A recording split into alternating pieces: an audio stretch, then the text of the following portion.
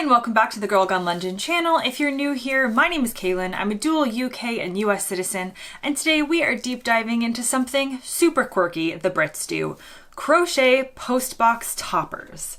Now, I wasn't even going to do a video on these, but I posted a photo of one of these crochet toppers on a postbox as a sneak peek of my UK vs US postbox video in my community section. Subscribe to the channel if you want to be able to see where I post these things. Everyone in the comments was like, oh my god, yarn bombing is so fun, knitted crochet toppers. And I thought to myself, wait. I knew that people made these decorations, but I didn't know it had a name. What is yarn bombing? So I decided that in honor of these adorable decorations, we can dig slightly deeper. First things first, the concept of yarn bombing is essentially a type of cute graffiti that uses yarn instead of something like paint. And it began really as a way to reclaim ugly or cold public places and make them more colorful and welcoming without actually damaging any of the structures. It's thought to have started in the US actually, in Texas, when a woman from Houston covered a door handle with a knitted cover. But then you've also got people like another artist in Houston who was already doing crochet covered objects in the 1990s. Generally though, based on my research, it did start, or the movement itself is considered to have started in the US. I'm not claiming that nobody in the world had ever done something like this before, but the movement is considered to have started in the US. But of course, they weren't doing postbox bonnets or crochet toppers because that is a very British thing. The crochet postbox toppers, according to Royal Mail themselves, started to pop up in the UK around 2012. According to them, it was around the holiday season, or the festive season as they called it. Americans would say holiday season. And it started with Christmas-themed toppers. Here are some of the most adorable Christmas-themed toppers that I could find.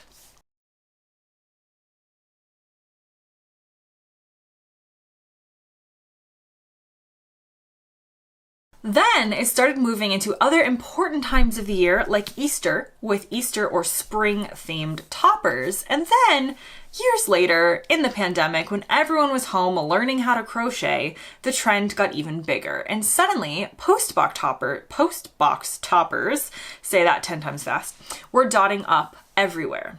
According to this article, 2022 was actually one of the biggest years yet for the craze, and it hasn't really slowed down. Craft groups across the UK get together to make them together, or individual people who love to crochet will just sit in their homes and make them for their local postbox. Some of them are more simple, but some are absolutely insane in how detailed and how good they are. Now, to answer a few of my own questions and maybe a couple of yours, does Royal Mail approve, or do they wish people would stop covering their post boxes with yarn? Royal Mail are actually in favor of it and what it brings to the community.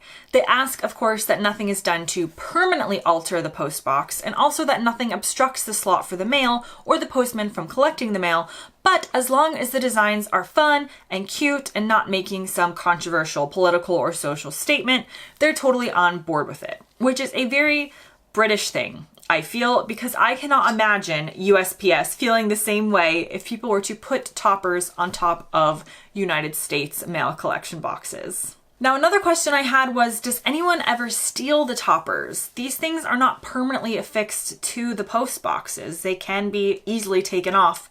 Unfortunately, these types of people do exist in the world, and recent comments in Facebook groups, more on that in a second, suggest this is becoming more of a problem, with people who clearly do not know how to live in a civilized society or not be total jerks are making a game out of stealing toppers.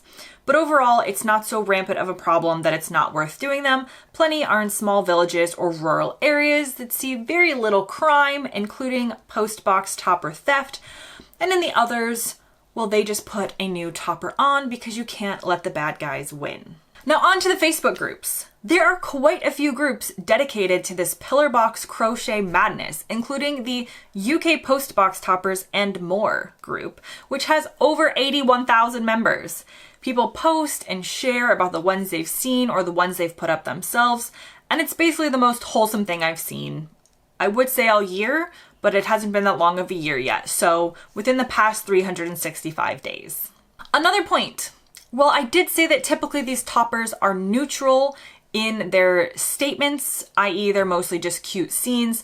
They have been used in support of the NHS workers during the pandemic, as well as for the monarchy during the Platinum Jubilee, as well as the recent coronation.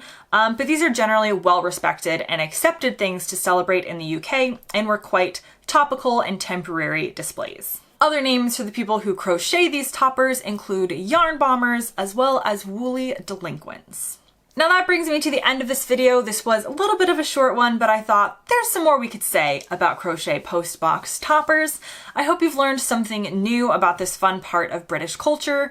Let me know, have you made one? Do they have them in your community? I would love to hear your experiences. As always, thank you so much for watching, and I'll see you next time.